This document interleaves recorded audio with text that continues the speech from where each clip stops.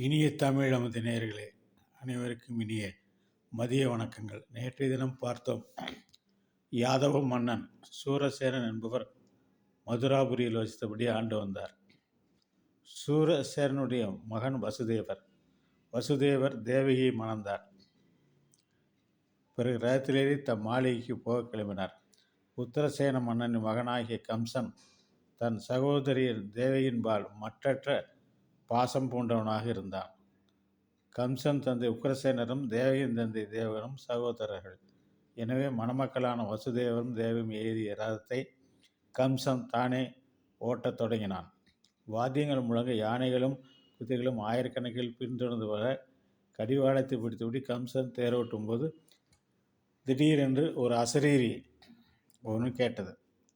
அது, ஏ கம்சனே, மூடனே, நீ யாரிடம் அன்பு வைத்து தேரோட்டுகிறாயே, அவளது 8வது மகனே உன்னை கொல்லப் போகிறார் என்று அசரீரி வாக்கை கேட்டதுமே கம்சனுடைய பாசமெல்லாம் இருந்த இடம் தெரியாமல் பறந்து போய்விட்டது. தேவகியின் தலைமுடியை பற்றி இழுத்து கத்தியை ஓங்கி கொல்ல முயன்றான். நிலைமை அந்த கணத்திலே முற்றிலும் மாறியதைக் கண்ட வசுதேவர் கம்சனை தடுத்து ஒடிய அவன் மனமும் இதை மாறுமாறு பேசலானார். மகாசூரனே, நீ போஜர்களின் வம்சத்துக்கே புகழ் சேர்ப்பவன் அல்லவா? எல்லோரும் உன் சிறந்த குணங்களை கொண்டாடுபவர்களாகவே இருக்கிறாய். இப்படிப்பட்ட நீ திருமண சமயத்தில் சகோதரியை கொல்ல எங்கனும் மனம் ஒப்பினாய். கம்சா, பிறப்பெடுத்தவருக்கு உடலுடன் கூட யமனும் சேர்ந்தல்லவா பிறக்கிறான். இது உனக்கு தெரியாத. இன்றைக்கே இல்லாவிட்டால் நீண்ட காலத்துக்கு பிறகு எல்லா உயிரிலும் சாகப்போவது நிச்சயம்தான். அதனால் எல்லாருடைய ஆத்மா வேறு தேகத்தை அடைகிறது. இந்த தேகத்தை விடுகிறது எவ்வாறு மனிதன் ஒரு பூமியில் ஒரு காலை வைத்து கொண்டு மற்றொரு காலை வேறு இடத்தில் வைத்து நடக்கிறானோ, அவ்வாறே அட்டை பூச்சியானது ஒரு புள்ளில் உறுந்து கொண்டு மற்றொரு புல்லை பிடித்ததும் முன்னிருந்த புல்லை விட்டுகிறது. அதை போன்றதான் இந்த உடலும் தன் விதிப்பையினால் வேறு உடலை அடைந்து பழைய உடலை விட்டு விடுகிறது. இப்படியெல்லாம் ஆத்மாவை பற்றியெல்லாம் பேசவும் சற்று இலகலானான் கம்சன். அவன் இலகலான பின்னாலே அவன் சொன்னான், இது உன் சகோதரி, உன்னுடைய பாசத்துக்கு உரிய சகோதரி, அவளை போய் நீ கொள்வாயா என்று சொல்லி அவரிடத்திலே ஒரு உறுதியை கொடுத்தான். என்ன உறுதி கொடுத்தானா, இந்த பிறக்கிற குழந்தைகள் எல்லாம் பிறந்தவுடன் நானே அவனிடத்தில் கொண்டு வந்து கொடுக்கிறேன், நீ அவனை கொன்னாலும் சரி வளர்த்தினாலும் சரி என்று சொல்லிவிட்டு சொன்னவன் கம்சன் சொல்கிறான், 8வது குழந்தை தானே கொள்கிறது என்று அசரீரி சொன்னது, எனவே ஒன்றும் பிரச்சனை இல்லை, நான் மற்ற குழந்தையெல்லாம் கொல்லவில்லை என்று சொல்கிறான்.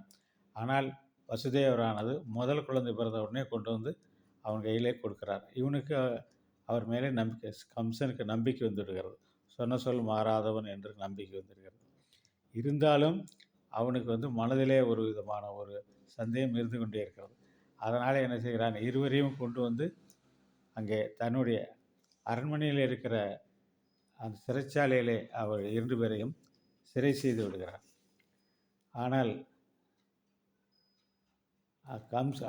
நாரதர் அங்கே நாரதருக்கு தெரிந்து விடுகிறது, இவனது 8வது குழந்தையாக பிறக்கக்கூடியது அது விஷ்ணுவோட அம்சம், அவன் இவரை கொல்லப்போகிறான் என்பதை அவன் தெரிந்து வைத்து கொள்கிறான்.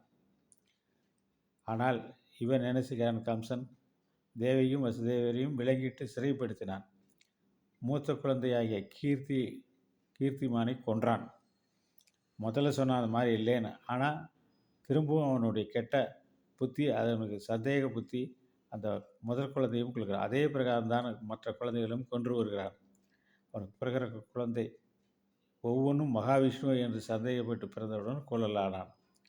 மேலும் கம்சன் யாதவர்கள், போஜர்கள், விருஷ்ணிகள் என்ற 3 அசலான ஒரு தந்தை உக்கிரசேன மன்னனையும் விளங்கிட்டு சொந்த அப்பாவையும் விளங்கிட்டு பிறகு தானே அரியாசனையில் அமர்ந்து ஆட்சி செய்ய தொடங்கினான்.